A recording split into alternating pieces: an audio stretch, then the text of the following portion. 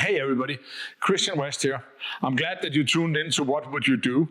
Welcome to the series of videos where Joe and I ask each other critical questions from the executive protection industry. If you like what you see, click here, like and subscribe.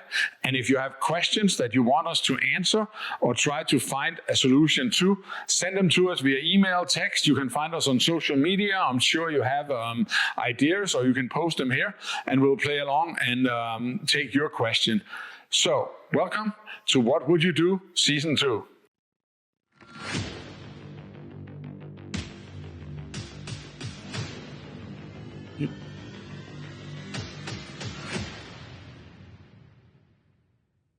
All right, Joe, I got another one for you that's very much up in time at the moment. Yeah. You're head of security for a client who has a major outing for his company. Okay. And it's an outdoor event. All right. And when you get there, you realize that you can't fly a drone. And there's a large crowd of people in a non-enclosed area. So drones would have been a fantastic tool, but you realize you can't fly them. What do you do?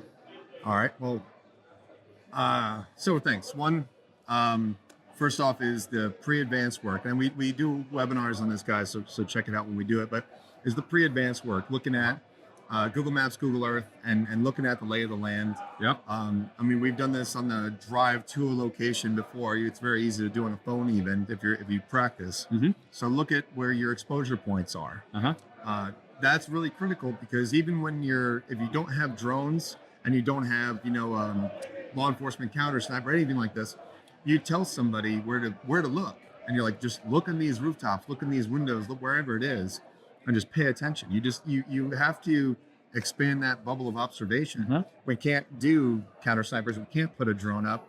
So we're going to just pay attention with our eyes. And if we can, put somebody there in one of those points. Or what we do is put somebody at a different point with a different vantage point. So like if there's a hotel or something, get up in a higher floor in a hotel. Yeah, control the high ground. Right, and make sure that person has communication with us.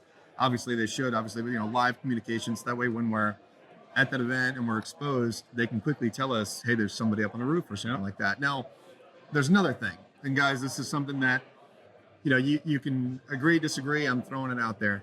So when you can't fly a drone, there's reasons why you can't, and some of these they might preclude you from doing this. But if they just say, "Hey, we're not going to allow you to fly a drone," but you look on the app.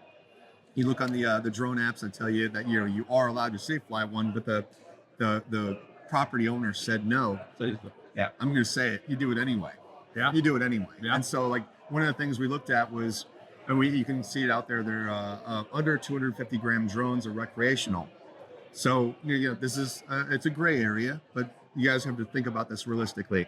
If I fly a drone, I put myself on break, and I fly a drone to take a picture of the crowd because I want to. Read between the lines there, and someone says, "Hey, what are you doing?" Say, "I'm taking a picture of the crowd." It's a recreational drone. Or no, I'm doing it for fun. I'm doing it for my own business. Gadget business. I'm doing it for fun. I have a trust certificate because I took the online course. Well, I have an under 250 gram drone. I'm just taking I'm flying it straight over my head. I'm not flying it over other people or anything. And I'm taking a picture of the crowd.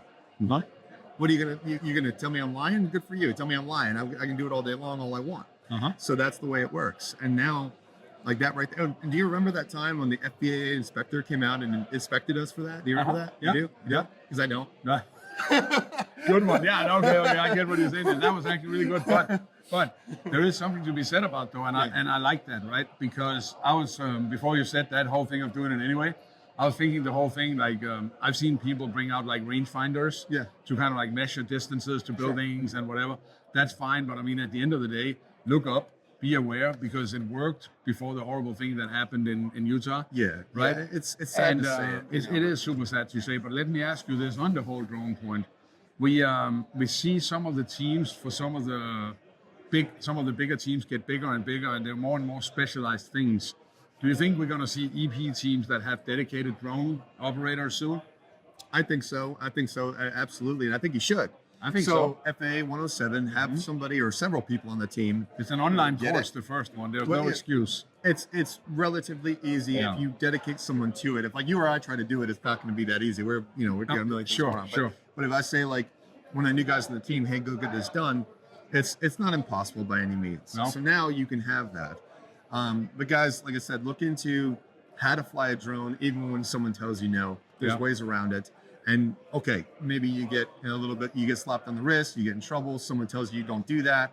I would much rather have that than the alternative, and I think you can agree with me there. Absolutely.